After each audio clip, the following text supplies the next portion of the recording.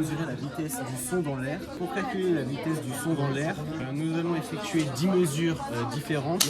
On va placer des récepteurs à 10 positions différentes pour calculer la propagation du son dans l'air. D'abord, on place les récepteurs à 50 cm d'intervalle, donc 170 à 120, et à chaque fois, on va augmenter de 10 cm la distance entre les deux récepteurs. Et on va se placer ici avec les deux côtés pour faire un son. Et on regarde sur Audacity le temps que parcourt le son du clapet dans l'air entre les deux récepteurs.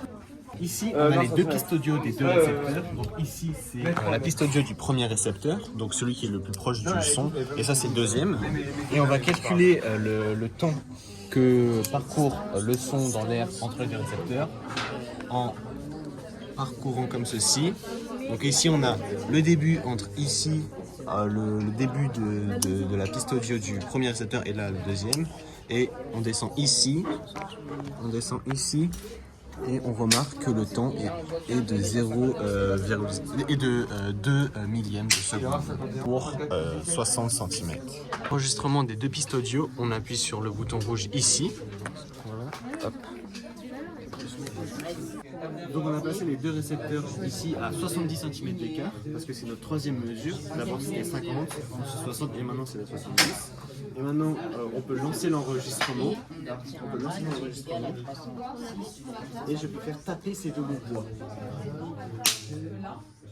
Et on dit pas le coefficient. Normalement, quand on met stop et que on dézoome, on aperçoit ici les deux pistes audio. Et maintenant, comme je l'ai dit tout à l'heure, on prend le début de la piste audio du premier récepteur, donc celui le plus proche, et on continue jusqu'au début de l'autre piste audio, donc du deuxième récepteur.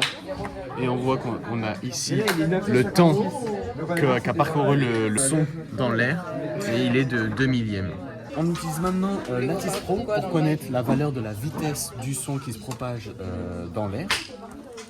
Donc pour ceci, vu que je suis avec Elliott et qu'on ne veut pas resupprimer, moi je vais créer la variable Y qui correspond à la distance des 10 mesures qu'il y avait entre les deux récepteurs. Et Elliott fera la variable X, donc c'est-à-dire l'axe des abscisses, qui correspond au temps que parcourt le son dans l'air entre les deux récepteurs selon les 10 mesures. Donc pour ceci, quand on est sur Lattice Pro, on appuie sur tableur. Ensuite, on a ceci. J'ai créé une nouvelle variable qui va correspondre à l'axe des ordonnées, donc l'axe Y. Donc j'appuie sur variable, nouvelle. Vu que c'est la variable Y, je l'appelle variable Y. Pourquoi il y a un V minuscule? Et maintenant, vu que la distance doit être en mètres pour notre calcul pour trouver la valeur de la vitesse, donc c'est-à-dire V égale D sur delta T, je convertis la distance qui est... Donc nous on a trouvé des distances en centimètres et on convertit ces distances en mètres. Donc...